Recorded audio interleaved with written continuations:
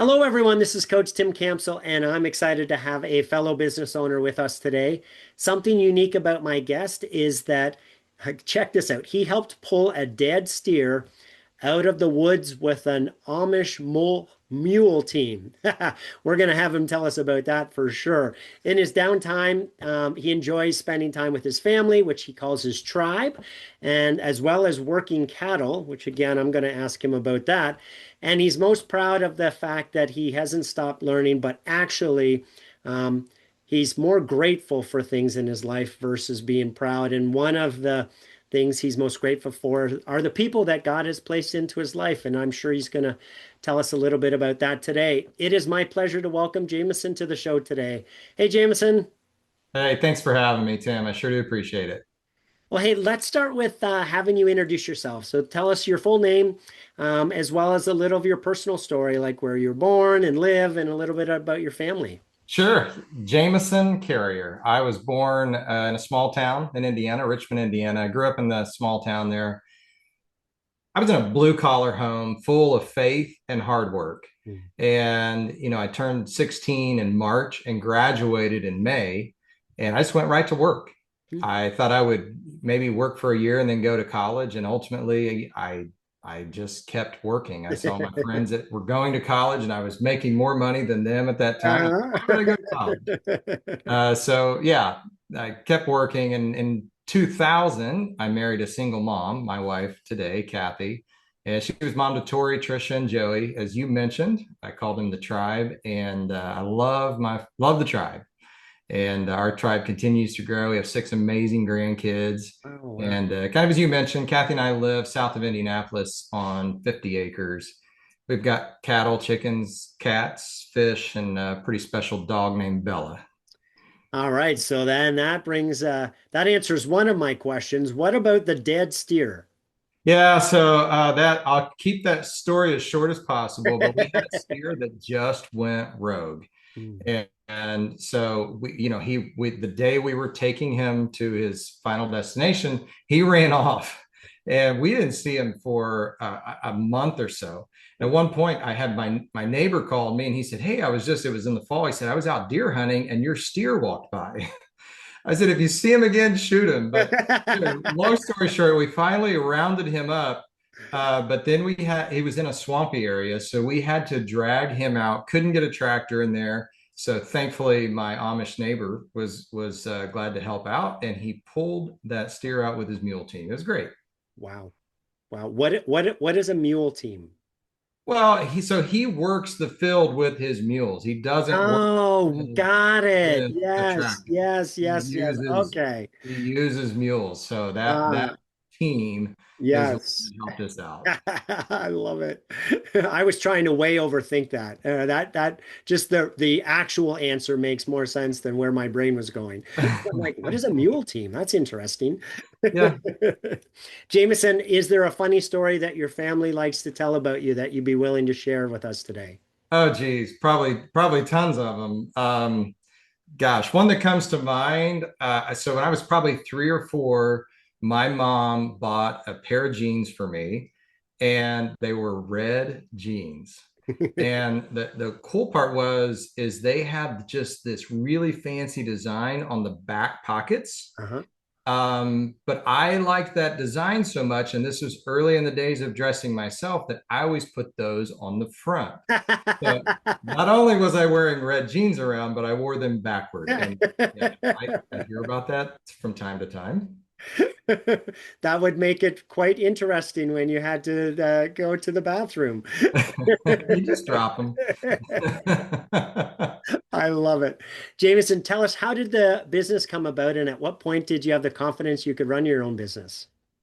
You know, the the small town that I grew up in had one of the largest RV dealerships in the country. So naturally, I ended up there, Mm. and I worked as a salesperson. And I was fortunate to have some pretty quick promotions. Worked my way up there, and I was the general manager there. But I always wanted my own business, Mm. and so ultimately left there in 2006 to acquire a business, and that was my first venture into owning a business.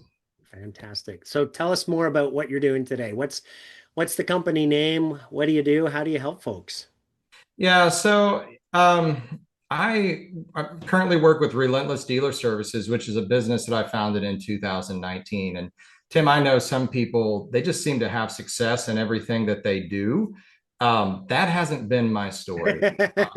We've had successes, and look, I've had plenty of failures. And, we bought that business in 2006. We're humming along great, and ultimately acquired three businesses in less than 2 years. Wow. And I loved everything about it. I loved it when it snowed. I loved to be the first one to shovel the sidewalk and loved my team. And 2008 happened. Mhm. And we worked so hard to make it work, but ultimately the business was just too young. The business is at that point, Yeah. and we lost everything at that point. Mm.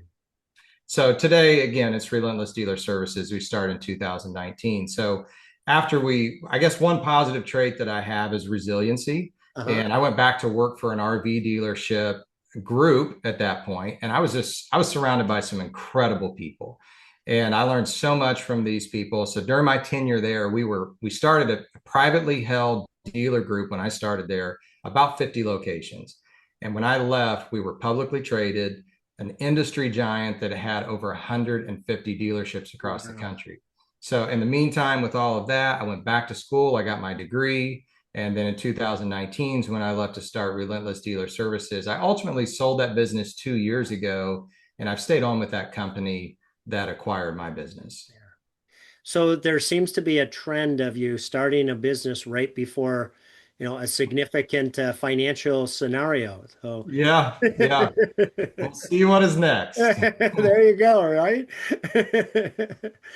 So that's cool. So the couple of successful business experiences and got bought out and now continuing to guide and direct under the leadership. So I guess using that background as an impetus to this next question, we know that successful businesses get stuck at various stages of their growth. So tell us about your biggest challenge as a business owner and maybe somebody that came alongside you and helped you get through that.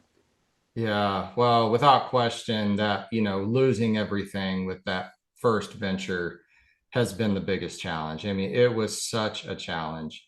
And the number one person that comes to mind in going through that scenario, the person I've been grateful for so many times, was a gentleman by the name of Jeff Nickel. And he had gone through something similar. He had started a business, and it just circumstances beyond his control, and it didn't work. And man, he came alongside me, put his arm around me in some of those very difficult days. He understood. He Mhm. had been through it. And so, yeah, super grateful Yeah. for him to still today, but Yeah. especially during that time in my life. Jameson, I appreciate your candor and sharing, right, your journey because I'm sure there's people listening who, have that's either happened to or they're on the verge of that happening and to know, that there's another side of the story, right, and where you are today. So thanks so much for being vulnerable with everyone. Absolutely. There's just no other way. Again, some people, man, maybe their trajectory may look like that. Mine's a roller coaster ride. Uh, yeah, the ones that look like this are just lying to us, right? Yeah, that's probably true. I've Probably true. worked with enough businesses that there's always a little bit of an up and down for sure. Yes, sir. Jameson, I'm going to put you on the spot here and ask you to pick three people in your business owner journey that you're most grateful for them for being there to help with your business's growth and so who are those three people and how'd they help you? Really, just three. Well, okay. I did say I'm going to put you on the spot, right? You did, yeah, but I don't know if I can do that. But I'll start my wife because she is my partner and in everything. And even though she's not super involved in the business, just her trust in me and the support really makes it possible. I don't know how people do it without a supportive, significant other. I would never have accomplished, boy, anything. Um, Jim Catron is one that comes to mind. He's the guy that inspired me. He owned a small business.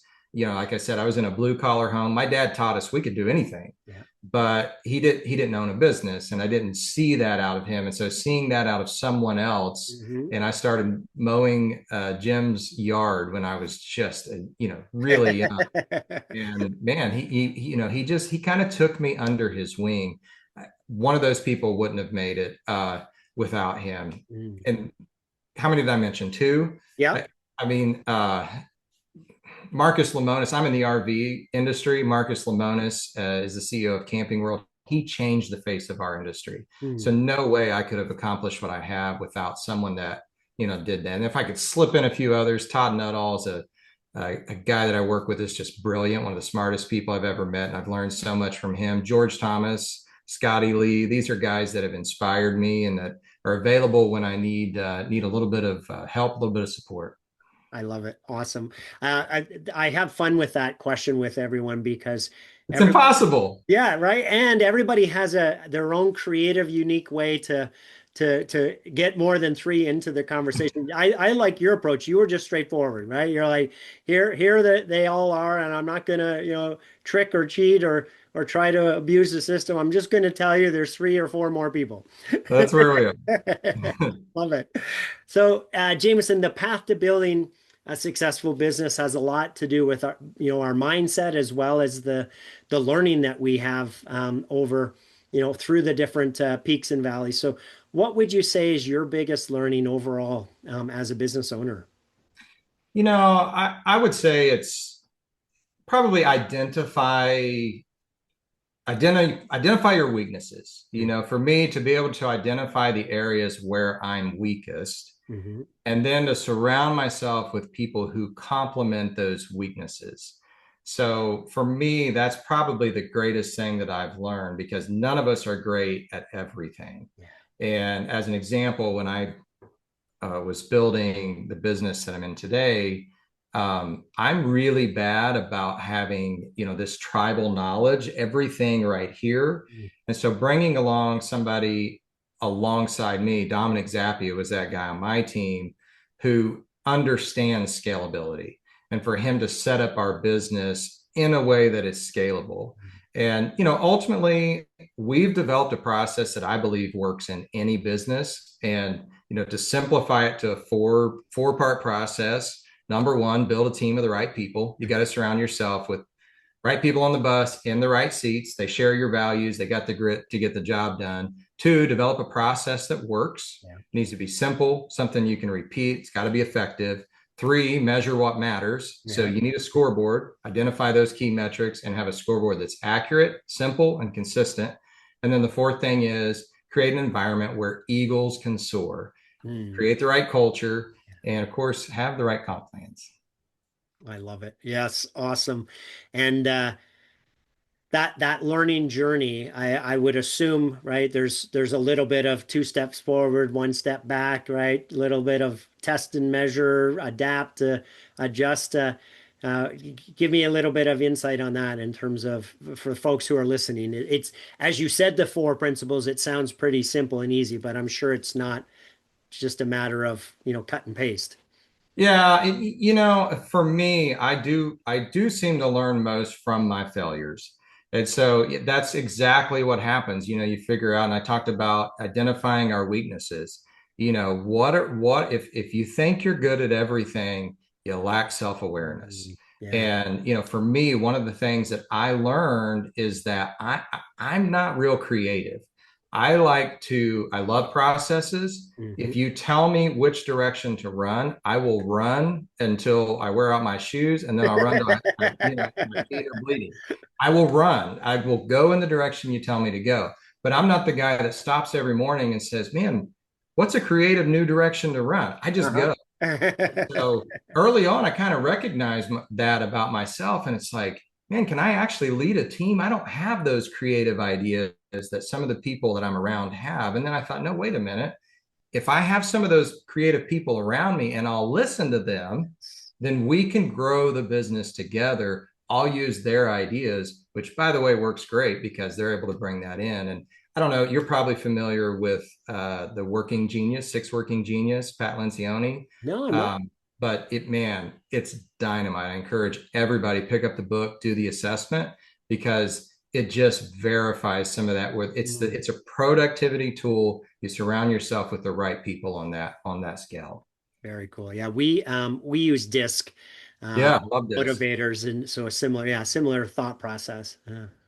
So, Jameson, what is one piece of advice or guidance that you would give a business owner who is feeling stuck or discouraged in their business? Look, if you're feeling stuck, you're probably not short on resources. Hmm. You're probably short on passion. And I have a lifetime philosophy that if you're lacking passion, you're lacking vision. Hmm. And so passion follows vision every time. If you have the right vision, the passion is going to follow. So what I would say, I would encourage you, if you don't have passion, if you feel stuck, Hmm. go back to your why. Hmm. Why are you doing what you do? Reevaluate where you're going and identify what your real vision is. And I believe that will keep you from feeling stuck because you're probably not stuck. You probably just feel stuck. Yes, yes, yeah. I like that differentiation of feel versus the truth or reality, right? The whole concept of our mindset and what we think, feel, and believe is what we end up attracting. But if we can pick it apart and understand, right, is it a fact or is it just a feeling, right? And is it a thought that is incorrect, an incorrect thought that's leading to a feeling? And yeah, so super important to be able to dig into that stuff and pick it apart and understand what's really going on. Yeah. And Start with Why is a great resource if you for folks listening, right? If you haven't read it, to really help understand what our purpose is, what fuels us, what motivates us, so that to your point that we can realign ourselves back into, you know. Every leader should read that book, and all of us are leaders. You're leading somebody. Yeah, that is a phenomenal book, and it's something that we need to be thinking about in everything that we do. I just had I had my coaching session with my coach just before our time today, and he brought that up in terms of, hey Tim, you know, because he knows one of my passions is helping others, and so he was pointing out, hey Tim, even if the money isn't coming from a scenario where you're helping someone, you know, you're still fueling yourself, and you're getting your own engine running, and the money will come later. So just keep doing what you love doing, which is helping people. I love it. As you think about the next year, Jameson, where is an area that maybe you guys are currently feeling stuck, or you know you need to sort through it in order to achieve your long-term goals? You know, I don't really know of an area that I feel stuck.